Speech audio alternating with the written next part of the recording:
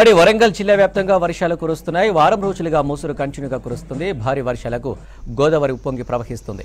ఏటూరు నగరం రామన్నగూడెం పుష్కర ఘాట్ దగ్గర రెండో ప్రమాద హెచ్చరిక కంటిన్యూ అవుతుంది. వరద ప్రవాహం మరింతగా పెరిగే అవకాశం ఉందంటున్నారు అధికారులు. అందుకు సంబంధించిన పూర్తి డీటెయిల్స్ వరంగల్ నుంచి కృష్ణమోహన్ అందిస్తారు. అల్పపీడన ధోని ప్రభావంతో వరంగల్ ఉమ్మడి జిల్లా వ్యాప్తంగా కూడా వర్షాలు కురుస్తున్నాయి. ప్రధానంగా చూస్తే గ్రేటర్ వరంగల్ పరిధిలో చూస్తే ఇటు వరంగల్, హన్మకొండ, కాజీపేట, ట్రై సిటీలో కూడా ముసురుతో కూడినటువంటి వాతావరణం ఉంది. చిరుజల్లులు కురుస్తున్నాయి. దాదాపుగా వారం 10 రోజులుగా ఇలాంటి వాతావరణమే వరంగల్ నగర ప్రజలు ఎదుర్కొంటున్నారని చెప్పొచ్చు. దీంతో జనజీవనం చాలా వరకు ఇబ్బందులు పడుతున్నటువంటి పరిస్థితి. ఎందుకంటే ఉదయం పూట ఉద్యోగాలకు రావాల్సినటువంటి వాళ్ళు కావచ్చు, లేదా వివిధ వ్యాపారాలు కావచ్చు, ప్రైవేట్ సెక్టార్లలో పనిచేసే వాళ్ళు కావచ్చు, విద్యార్థులు స్కూల్స్కు కాలేజీకి వెళ్ళే విద్యార్థులు, ఇట్లా వీళ్ళంతా కూడా ఉదయం నుంచి కూడా ఎడతెరిపి లేకుండా ఇదే తీరుగా వాతావరణం ఉండడం కొంత ఇబ్బంది పడుతున్నారు. ఎందుకంటే కంటిన్యూగా ఎక్కడ కూడా బ్రేక్ ఇవ్వట్లేదు. ముసురుతో కూడినటువంటి వాతావరణం ఇట్లే ఉంటున్నది.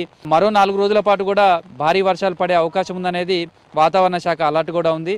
వాతావరణ శాఖ అలర్ట్ నేపథ్యంలో అయితే అధికార యంత్రాంగం అంతా కూడా అప్రమత్తమైంది. ఇప్పటికే వరంగల్, హన్మకొండ, అదేవిధంగా జీడబ్ల్యూఎంసీ కార్యాలయంలో అయితే ఫ్లడ్కి సంబంధించినటువంటి కంట్రోల్ రూమ్ ఏర్పాటు చేశారు. అక్కడ టోల్ ఫ్రీ నెంబర్ కూడా ఏర్పాటు చేశారు. ఎందుకంటే గత ఏడాది ఇదే టైంలో జూలై ఎండింగ్లోనే భారీ వర్షాలు కురిశాయి. వందల కాలనీలు నీట మునిగాయి. దాదాపు కొన్ని కాలనీలు అయితే నెల రోజుల పాటు జల దిగ్బంధంలో చిక్కున్నటువంటి పరిస్థితి. లాస్ట్ ఇయర్ ఇదే టైంలో దాదాపుగా 120 కాలనీలు ముంపుకు గురయ్యాయి. దీంతో మళ్ళీ భారీ వర్షాలు ఉన్న నేపథ్యంలో అధికార యంత్రాంగం అయితే పూర్తి స్థాయిలో అప్రమత్తమైందని చెప్పొచ్చు.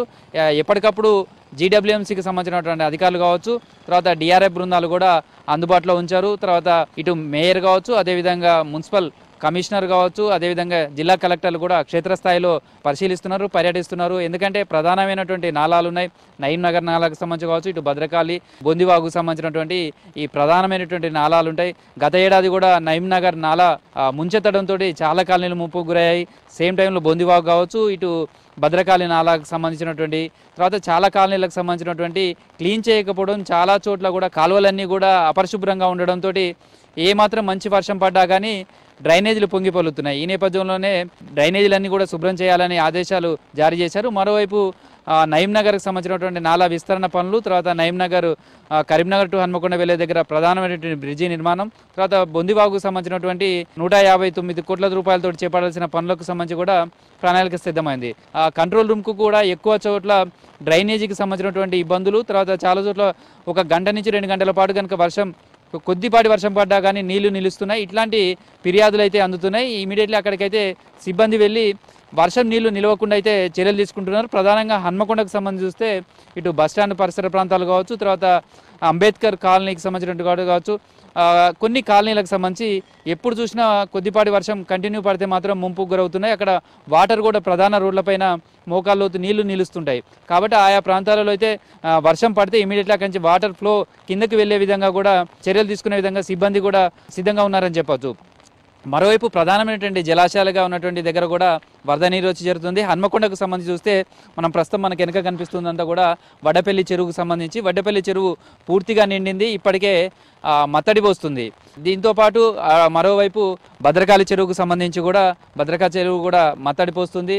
కంటిన్యూగా వర్షం పడుతుండడం, బొందివాగుకు సంబంధించినటువంటి కావచ్చు, నగరానికి పరిసర ప్రాంతాల్లో ఉన్నటువంటి డ్రైనేజ్ వాటర్ కావచ్చు, అదేవిధంగా ఆ వాగులకు సంబంధించినటువంటి వాటర్ కూడా ఆ బొందివాగు ద్వారా భద్రకాళిలో కలుస్తుంది. ఇప్పటికే మత్తడి పడుతుంది. ఇక్కడ ఇరిగేషన్కి సంబంధించినటువంటి వాళ్ళ అధికారులు కూడా పరిశీలిస్తున్నారు. గతంలో పోతన్న నగర్ దగ్గర కూడా కట్టకు సంబంధించినటువంటి కొంత డ్యామేజ్ కావడం, ఆ తర్వాత పోతన్న నగర్ కానీ చాలా కాలనీలు ముంపుకు గురయ్యాయి. అప్పుడు కూడా తాత్కాలికమైనటువంటి పనులు చేశారు. ఈ నేపథ్యంలో ఎక్కడైనా కట్ట బలహీనంగా ఉందా లేదా కోతకు గురవుతుందా అట్లాంటివి కూడా పర్యవేక్షిస్తున్నారు. పోతన్న నగర్ ఆ ప్రాంతాల్లో కూడా అధికార యంత్రాంగం అంతా కూడా పరిశీలించడం జరిగింది.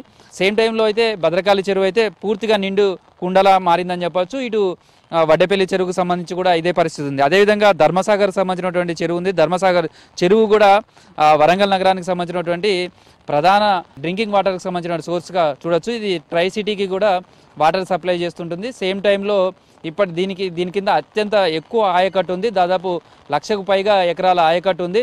ప్రస్తుతం ఇక్కడ కూడా వాటర్ ఫుల్ ఎడ్జ్గా నిండుతూ ఉన్నాయి. ఇక్కడ కూడా నిండుకుండలాగా మారుతుందని చెప్పొచ్చు ధర్మసాగర్ సంబంధించినటువంటి చెరువు. అదేవిధంగా ఉమ్మడి జిల్లాకు సంబంధించి చూస్తే ములుగు జిల్లాలలో వర్షం ఎఫెక్ట్ కనిపిస్తుంది. మళ్ళీ రాత్రి నుంచి అయితే కంటిన్యూ వర్షం పడుతుంది. సేమ్ టైంలో గోదావరికి సంబంధించినటువంటి ఫ్లడ్ కూడా పెరుగుతుంది. తుపాకులగూడెం సమ్మక్క బ్యారేజ్ దగ్గర 10,45,000 క్యూసెక్ల వాటర్ ఇన్ఫ్లో వస్తుంది.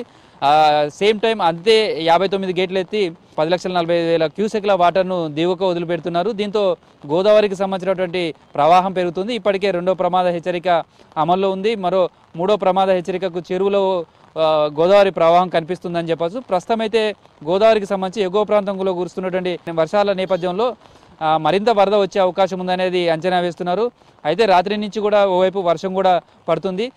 సేమ్ టైం 5 మండలాలకు సంబంధించినటువంటి ఎఫెక్ట్ అయ్యే అవకాశం ఉంటుంది. కాబట్టి లోతట్టు గ్రామాలకు సంబంధించి ఇప్పటికే అధికారులు అలర్ట్ చేశారు. సేమ్ టైంలో అక్కడ ఎన్డీఆర్ఎఫ్ బృందాలు కావచ్చు, డిఆర్ఎఫ్ బృందాలు, ఇటు రెవెన్యూ, ఇరిగేషన్, ఇతర పోలీస్, ఇతర శాఖల అధికారులు కూడా సమన్వయంతో ఎప్పటికప్పుడు పరిస్థితిని పర్యవేక్షిస్తున్నారు. అందుబాటులో బోట్స్ కూడా సిద్ధంగా ఉంచుకున్నారు. సేమ్ టైంలో చూస్తే గోదావరి ప్రవాహం పెరుగుతుండటంతో అయితే అక్కడ కావచ్చు, ఇక్కడ కావచ్చు అధికారులు అయితే పూర్తి స్థాయిలో అప్రమత్తంగా ఉన్నారని చెప్పచ్చు.